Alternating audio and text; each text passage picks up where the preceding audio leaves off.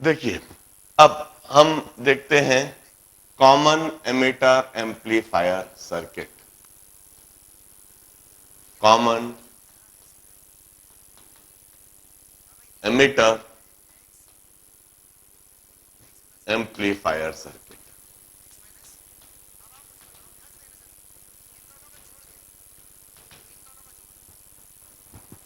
Although यह जो circuit मैं बता रहा हूं, एक बेसिक सर्किटरी बनाऊंगा, इसमें hundreds of modifications can be done. In fact, यदि आप इंजीनियरिंग में सिलेक्ट हो जाओगे और इंजीनियरिंग में फर्स्ट या सेकेंड सेम में ही आप बेसिक इलेक्ट्रॉनिक्स पढ़ना चालू कर दोगे, और उस बेसिक इलेक्ट्रॉनिक्स में एक पूरी बुक ही, सबसे पहली बुक ही इस कॉमन एमिटर एम्पलीफायर सर्किट पर होती है। मोटी सी बुक होती है, उसमें कॉमन एमिटर एम्पलीफायर के ढेर सारे मॉडिफिकेशन, ढेर सारे प्रॉब्लम्स, अलग अलग कंडीशन। इस सर्किट को बनाना सिखाते हैं, इस सर्किट पर प्रैक्टिकल्स करवाते हैं, उस पर मॉडिफिकेशंस क्या क्या कैसे कैसे हो सकते हैं, उनके इफेक्ट कैसे कैसे। हमें अभी बहुत ज्यादा डिटेल में नहीं जाना है, हमें तो सिर्फ एक बेसिक सर्किटरी और एक बेसिक उसके एक्सप्रेशन, करंट गेन का क्या है और वोल्टेज गेन का क्या है और पावर गेन का क्या है। कॉमन एमीटर का मतलब होगा कि एमीटर को हम ग्राउंड करेंगे। देखिए, कुछ इस तरीके से सबसे पहले ट्रांजिस्टर, जिसमें हम एमीटर को ग्राउंड करने वाले हैं, this collector, this emitter, this base. अब एमीटर को किसी रेजिस्टेंस के द्वारा आप ग्राउंड कर दीजिए। रेजिस्टेंस इंटरनल रेजिस्टेंस भी होता है और एक्सटर्नली भी आप कोई रेजिस्टेंस कनेक्ट कर सकते हो। बेस एमीटर के बीच में इधर जो आप डिवाइस आप इस्तेमाल कर रहे हो, उसका अपना भी कुछ रेजिस्टेंस होता है, भले ही काफी कम होता है मगर होता है। और एक्सटर्नल सोर्स से भी आप कोई रेजिस्टेंस कनेक्ट कर सकते हो। इस तरह से आर ई से डिनोट करते हुए इसको ग्राउंड कर दीजिए।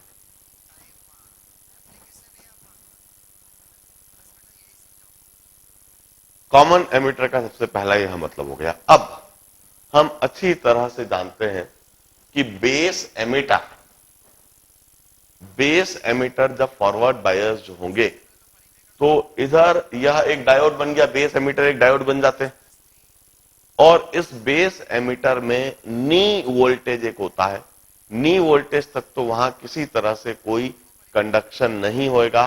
नी वोल्टेज तक तो वह ओपन सर्किट के माफिक काम करेगा, और जैसे ही वोल्टेज नी वोल्टेज से अधिक हो जाता है, वैसे ही वहां पर करंट तेजी से बहना चालू हो जाता है, वह शॉर्ट सर्किट के माफिक बिहेव करने लगता है। एक तो इस नी वोल्टेज को कंपेंसेट करते हुए, दूसरा इस बेस एमिटर में भी कुछ ना कुछ रेजिस्टेंस जरूर होता है, आर बी जिसको हम कह दें।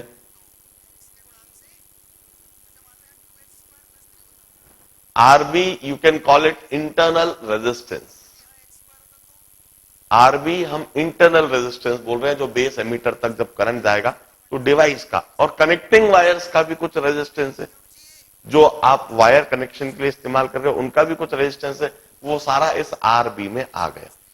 अब हम कहते हैं दो तरीके से ड्रॉप हो रहे हैं, दो तरीके से वोल्टेज ड्रॉप हो रहा है। एक तो इस आरबी में जो करंट फ्लो होएगा, तो आईबी इंटू आरबी, एक तो वह ड्रॉप होएगा, और दूसरा एक बेस एमिटर जो फॉरवर्ड बायस डायोड है, इसके अक्रॉस जो एक नी वोल्टेज है, वह एक ड्रॉप होगा।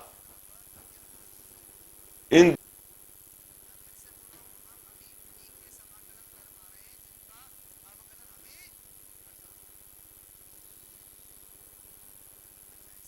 वीबी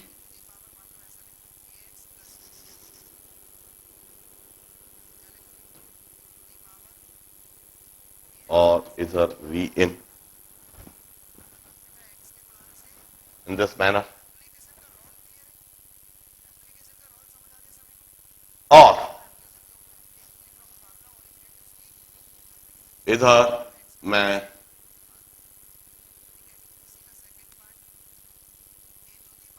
इस तरीके से लोड रेजिस्टेंस इधर कनेक्ट करते हुए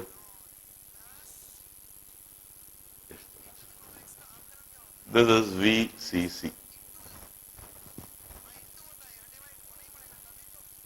और इसके अक्रॉस हम आउटपुट लेते हैं।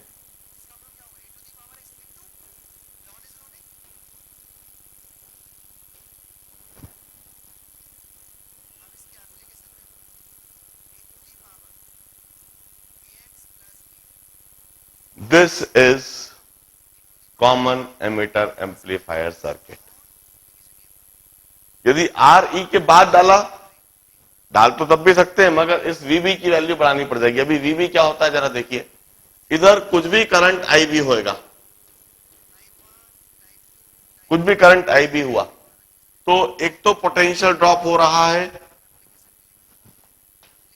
IB RB,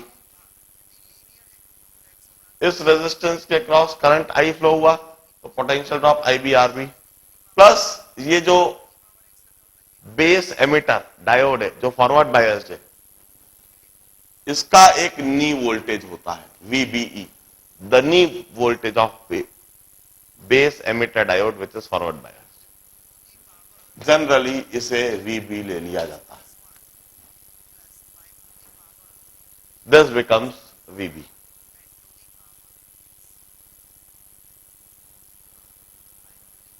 अब हम कहते हैं कि वहां पर बेस एमिटर के क्रॉस पोटेंशियल ड्रॉप हो गया और IB इसके क्रॉस पोटेंशियल ड्रॉप हो गया। अब वहां पर सिर्फ इनपुट वोल्टेज दिख रहा है, इनपुट वोल्टेज की वजह से वहां पर कुछ करंट होगा।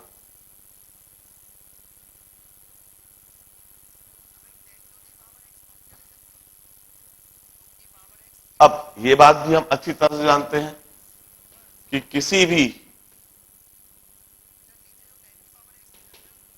ट्रांजिस्टर के लिए IC बाय IB कांस्टेंट होता है beta.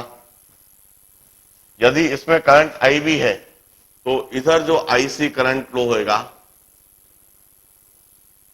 That would be beta times IB। इसी को हम करंट गेन कहते हैं।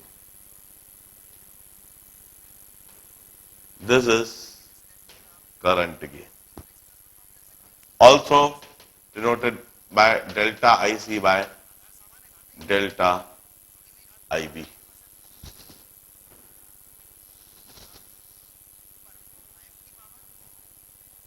Beta IC by IB current gain हो जाता है।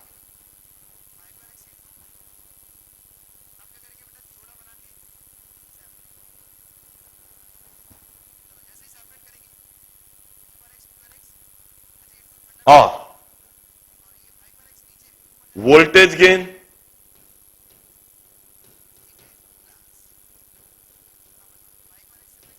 is delta of V output by delta of V input. It would be load resistance upon RB into delta IC by delta IB.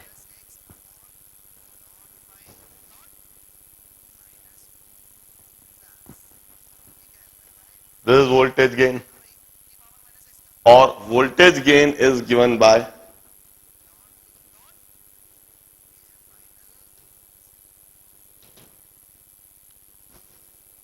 delta V output by delta V input, and this is equal to beta RL by RB। RB को हम input resistance भी कह सकते हैं। This is the expression for voltage gain।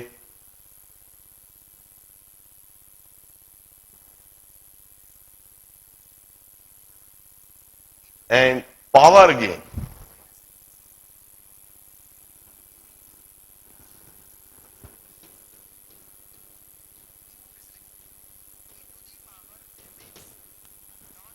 Power gain जैसा हमने देखा है, it's voltage gain into current gain.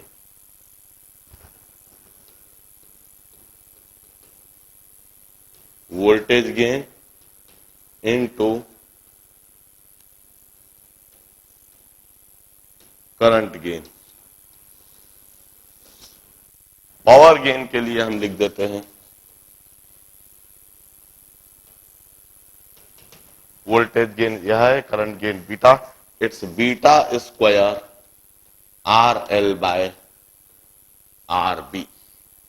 Are L is load resistance and RB is input resistance.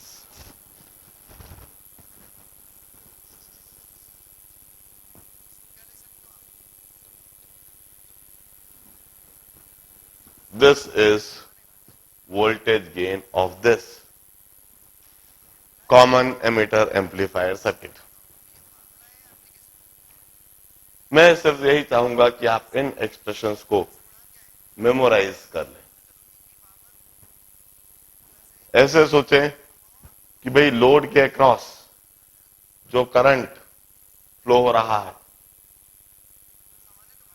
Upon base में जो करंट डाल रहे हैं, इस इनपुट सिग्नल की वजह से कुछ करंट है और इस करंट की वजह से कुछ मल्टीप्लाई होके लोड के अक्रॉस करंट बढ़ जा रहा है, क्योंकि ट्रांजिस्टर की ऐसी प्रॉपर्टी है। ट्रांजिस्टर के लिए बीटा बिल्कुल फिक्स है, आईसी बाय आईबी बिल्कुल फिक्स है, ये ट्रांजिस्टर के लिए कांस्टेंट होता है। यदि आईबी की कुछ भी वैल्यू आप निर्धारित कर देते हो, मान लीजिए बीटा की वैल्यू है 100 और आपने आईबी कर दिया 1 मिली एम्पियर, तो कंपल्सरीली वहां पर आईसी होएगा 100 इंटू 1 मिली एम्पियर, कंपल्सरी हो जाएगा। ये ट्रांजिस्टर की प्रॉपर्टी है कि यदि आप इधर 1 मिली एम्पियर करंट पास कर रहे हो और इस ट्रांजिस्टर के लिए बीटा की वैल्यू 100 है, तो इस कलेक्टर में 100 इंटू 1 मिली एम्पियर करंट होगा ही। इस तरह से ट्रांजिस्टर करंट गेन तो करेगा ही। यदि आपने बेस में कुछ करंट फ्लो करा तो कलेक्टर में उसका एक फैक्टर मल्टीप्लाई होकर करंट फ्लो होने लगेगा, तो ट्रांजिस्टर इतना करंट को कंपेल कर देता है। अब यदि इतना करंट वहां पर है तो ये रेजिस्टेंस आपने लगा ही रखा है, ये रेजिस्टेंस आपने लगे रखा है, इनके अक्रॉस आपको कुछ इनपुट आउटपुट वोल्टेज दिखने लगेगा। इधर इनपुट वोल्टेज कुछ है तो इधर output voltage IC into RL दिखने लगेगा। मैं डेल्टा डेल्टा कर दे रहा हूं, डेल्टा आउटपुट, तो डेल्टा डेल्टा जब कर दूंगा तो वीसीसी कैंसिल हो जाएगा हमेशा, डिफरेंस जब लूंगा तो डेल्टा वी आउटपुट और डेल्टा वी इनपुट, तो ये हो जाएगा RL into delta IC, load resistance into delta IC, ये चेंज इन आउटपुट वोल्टेज होएगा। और इधर RB into delta IB, RB into जो भी कुछ इसकी वजह से करंट में चेंज आ रहा है, तो यह इनपुट वोल्टेज हो गया। इस तरह से यह वोल्टेज गेन हो गया। Delta IC by delta IB की जगह बीटा लिख दिया, तो beta into RL by IC. RL को हम लोड रेजिस्टेंस बोलते हैं जिसके अक्रॉस हम आउटपुट ले रहे हैं, आरबी को हम इनपुट रेजिस्टेंस बोलते हैं जिससे हम इनपुट पोटेंशियल को दे रहे हैं। ये हमारा एक्सटर्नल पावर सप्लाई हो गया, जो हमें जितना पावर चाहिए वो देगा, जितना करंट चाहिए उतना देगा। यह वोल्टेज गेन हो गया। अब पावर गेन की बेसिक डेफिनेशन हमने लिखी रखी है, पावर इक्वल टू आईवी, तो power gain equal to current gain into voltage gain. Current gain भी हमने ऊपर लिख रखा है, वोल्टेज गेन भी हमने ऊपर लिख रखा है, तो यह पावर गेन हो गया। इस एक्सप्रेशन को आपको एक रफ आइडिया बना के इनको मेमोराइज कर लेना। हमने बस यह देखा हुआ है कि 4-5 साल में कभी एक आध बार इन पर से सवाल पूछ लेते हैं AIEEE AIPMT में। आज से 2 साल पहले AIEEE में इस पर से क्वेश्चन आया था, उनने यह वैल्यूज दे दी थी और पावर गेन ही पूछा था, बस बीटा दे दिया था, लोड रेजिस्टेंस दे दिया था और इनपुट रेजिस्टेंस दे दिया था, और यह पूछा था कि what is voltage gain of this amplifier circuit. Simple था, सीधा सीधा एक्सप्रेशन लगा के आंसर बताना था। Now My next circuit is oscillator circuit, common emitter oscillator circuit. इसको ध्यान से देख लीजिए। देखिए, in oscillators they used to generate sine wave. हम इनपुट तो कोई डीसी सोर्स से इनपुट देते हैं और आउटपुट में हमें एसी सिग्नल मिलने लगता है। This is an oscillator box. हम input side, input is DC source, while here output is AC signal. Output में हमें इस तरह का सिग्नल दिखने लगेगा। This is an oscillator.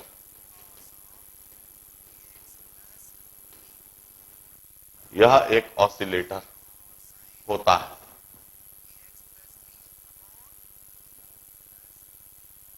इस ऑसिलेटर में we are concerned with the frequency of oscillation. यदि frequency of oscillation means angular frequency of oscillation, that is 2 pi f or 2 pi by time period.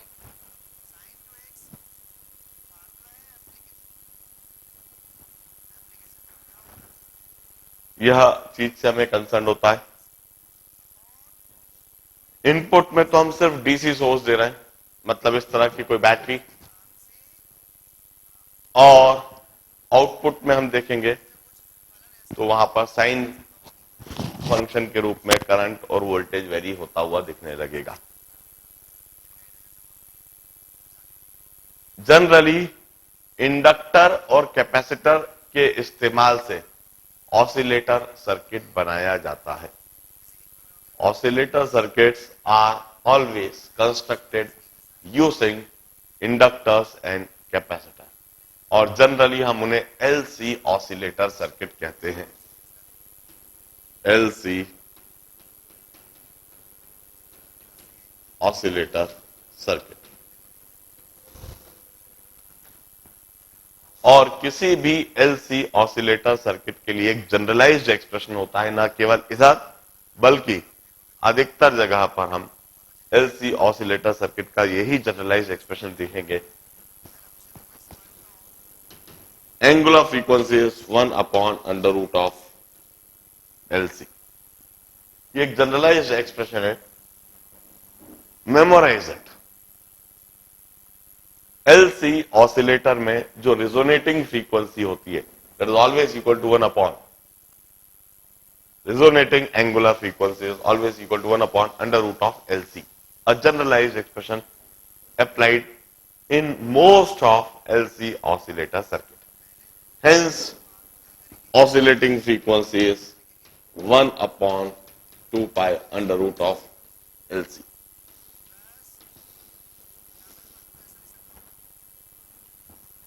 इस concept को आप LC circuits में भी जब आप ऑल्टरनेटिंग करंट पढ़ोगे वहां पर भी देखोगे, और वहां पर हम रिजोनेटिंग फ्रीक्वेंसी की बातचीत करेंगे।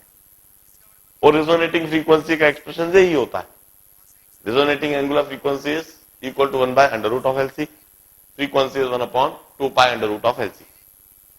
और इधर जब हम कॉमन एमिटर ऑसिलेटर सर्किट बना रहे हैं तो इधर भी हम यही बात देखेंगे कि जो फ्रीक्वेंसी मिलेगी आउटपुट में, जो हमें एसी सिग्नल मिलेगा, उसकी जो फ्रीक्वेंसी मिलेगी, इट्स द सेम एक्सप्रेशन।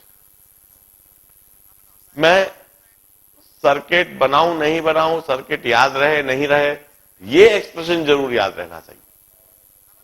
और इस तरह से याद रहना चाहिए कि जहां पर भी एलसी ऑसिलेशन आता है तो यही एक्सप्रेशन हर जगह अप्लाई होता है।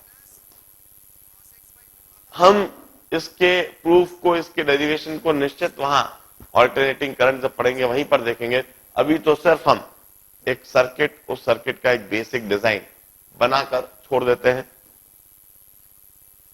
इट्स अ रेयर चांस कि उस सर्किट पर से कोई सवाल पूछा जाए। सवाल पूछा जाएगा तो सिर्फ इसी एक्सप्रेशन पर से पूछा जाएगा।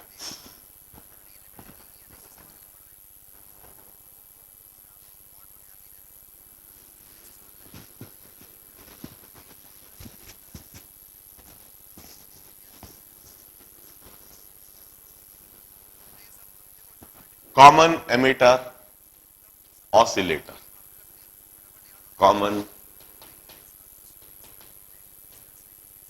एमीटर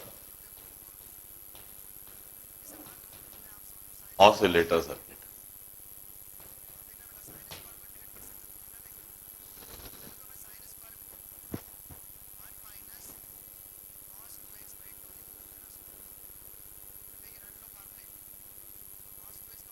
इस कॉमन एमीटर से ग्राउंड करने से पहले एक इंडक्टर और एक कैपेसिटर,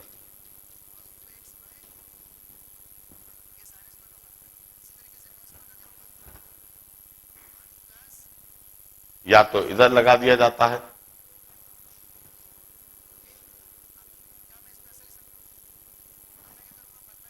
और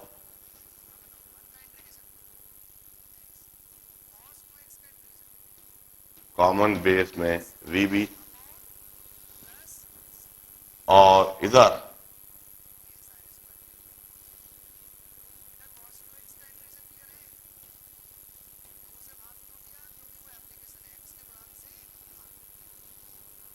लोड रेजिस्टेंस और लोड रेजिस्टेंस के cross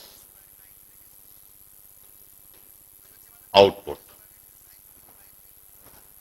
this is VC.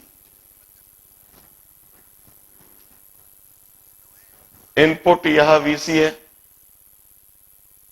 DC signal, और आउटपुट हमें एसी सिग्नल दिखने लगता है।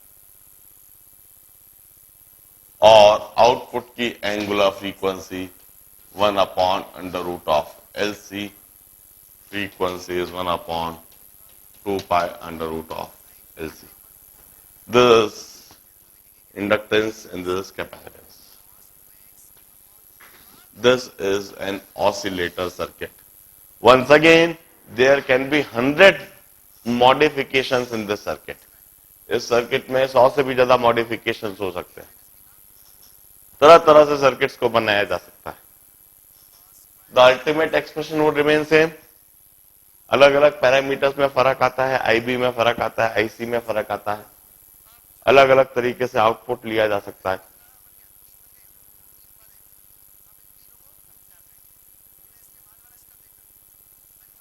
This are applications of transistors. दो एप्लीकेशन ट्रांजिस्टर्स के बताएं। अब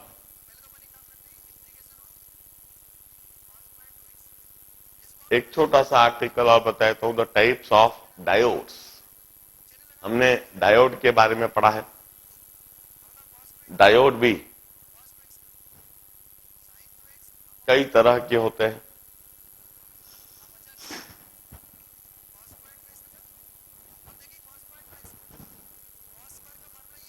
एक तो हमने पीएन जंक्शन डायोड तो पढ़ा ही।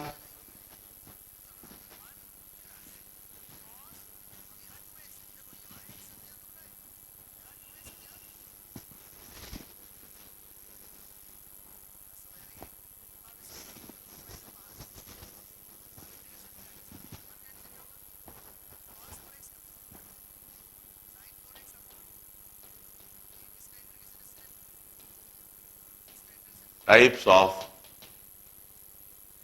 Diodes.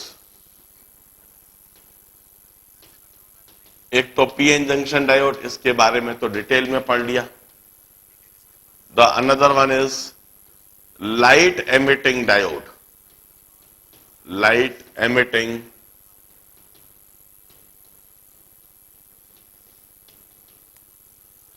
diodes. We also call it LEDs. LEDs.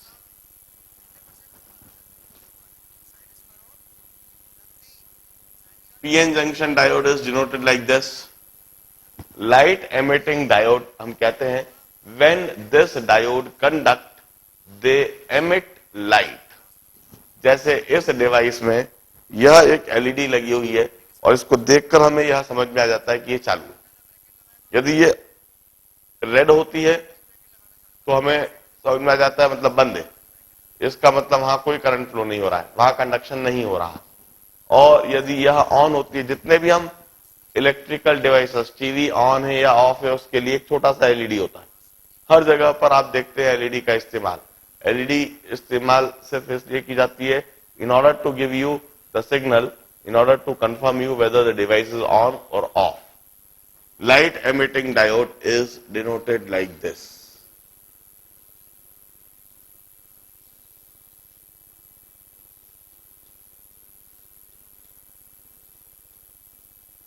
इस तरह से एरो साइन से हम सिर्फ दिखा रहे हैं कि जब यह कंडक्ट करेगा तो लाइट रेस एमिट करेगा. This is light emitting diode. The third type of diode is photo diode.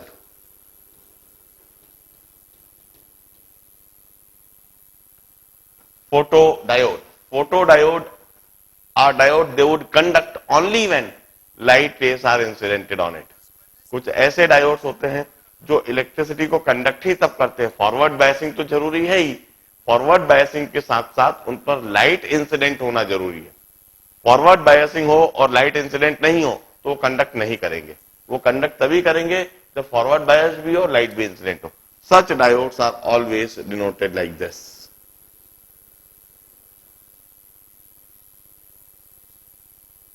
Diode का ही नोटेशन, और इसमें इस तरह से अंदर की तरफ एरो लगा दिए जाते हैं. इसका मतलब जब लाइट इंसिडेंट होगी तो यह कंडक्ट करेंगे. This are photo diodes. And the fourth type of diode is Zener diode.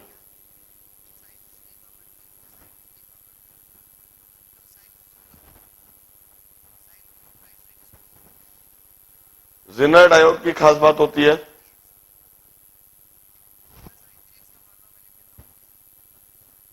Reverse biasing में कोई सा भी डायोड ओपन सर्किट होता है.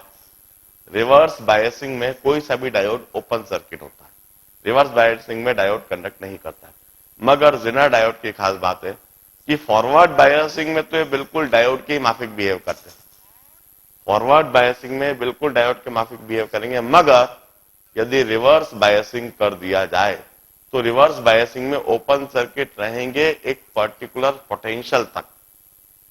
उस पोटेंशियल से ज्यादा यदि आपने पोटेंशियल बढ़ा दिया तो वंस अगेन इन डायोड का ब्रेकडाउन हो जाता है और यह इलेक्ट्रिसिटी कंडक्ट करने लगते हैं, ये शॉर्ट सर्किट हो जाते हैं. इनफैक्ट ये डायोड एकदम से बेकार हो जाते हैं और वहां पर तेजी से इलेक्ट्रिसिटी कंडक्ट होने लगती है. मैं इनके कैरेक्टरिस्टिक बनाकर इनको डिफरेंशिएट करता हूं. पहले तो इनको डिनोट इस तरह से करा जाता है. यह तो नॉर्मल डायोड का सिग्नल है. इस तरह से नॉर्मल डायोड को डिनोट करते हैं. यदि इस कैथोड के ऊपर इस तरह से दो डंडे लगा दिए जाए तो यह Zener डायोड बन गया. This is the notation of Zener diode. अब Zener डायोड की खास बात है इनका character, IV character. This is current versus potential. हम देखें फॉरवर्ड बायस में तो ये बिल्कुल डायोड के माफिक ही बिहेव करेंगे.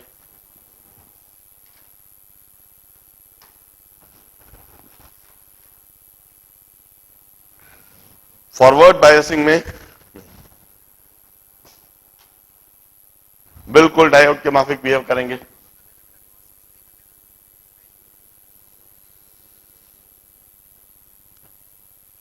एक इनका नी वोल्टेज होएगा. दिस इज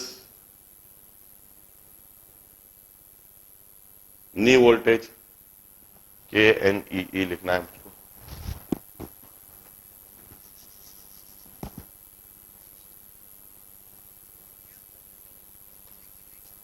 इस नी वोल्टेज पर करंट शूट अप होएगा. मगर रिवर्स बायसिंग में यह काफी लंबे समय तक ओपन सर्किट रहते हैं और एकदम से एक पर्टिकुलर पोटेंशियल पर इनका ब्रेकडाउन हो जाता है और यह रिवर्स डायरेक्शन में करंट कंडक्ट करने लगते हैं. This is termed as breakdown voltage.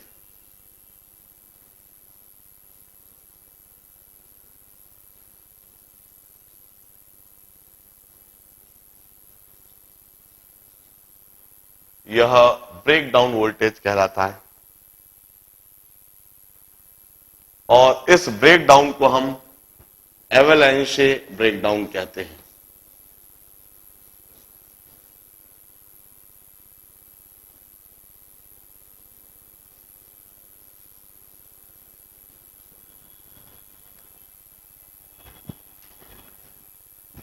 एवलांचे का मतलब क्या होता है जरा मैं बता देता हूं. बर्फीली घाटियों में जो हिमालय पर्वत श्रृंखला है या ग्रीनलैंड में जाएं,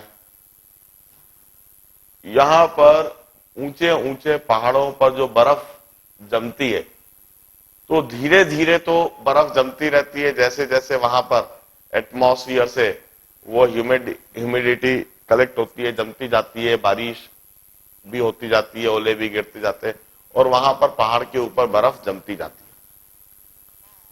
मगर जब पहाड़ के ऊपर बर्फ काफी अधिक बढ़ जाए, इतनी अधिक बढ़ जाए कि वो वहां पर होल्ड नहीं कर पाए, ऐसी कंडीशन में वह पहाड़ की ऊंचाई से एकदम से बर्फ तेजी से नीचे बहने और गिरने लगती है और वहां पर एक तरीके से बर्फ का तूफान सा आता है. नीचे बिल्कुल तेजी से ढेर सारी बर्फ, टनों से बर्फ नीचे गिर रही है और उस दौरान उनके रास्ते में जो आ जाए वह उस बर्फ में दफन हो जाता है. That is called avalanche. It's a random phenomena. कब आ जाएगा, कैसे आ जाएगा, कुछ नहीं पता. आप बर्फ के पहाड़ के नीचे कोई सड़क है, आप उस पर चल रहे हो, यू नेवर नो कि आपके बगल में जो पहाड़ है उससे कब तेजी से बर्फ, क्योंकि ये जो फिनोमेना होता है इट हार्डली टेक्स 5 और 10 और 20 सेकेंड्स. यदि बर्फ का इस तरह से एवलांच नीचे आ रहा है तो आपको ना संभलने का मौका मिलता है, ना भागने का मौका मिलता है, सारी बर्फ के नीचे आप दफन हो जाते हैं. That is called avalanche. बिल्कुल इसी तरह से इधर जिनर डायोड के अंदर होता है. आप रिवर्स बायसिंग में पोटेंशियल बढ़ाते जा रहे हो. रिवर्स बायसिंग मोड में इलेक्ट्रॉन्स और होल्स का कंसंट्रेशन बढ़ता जा रहा है.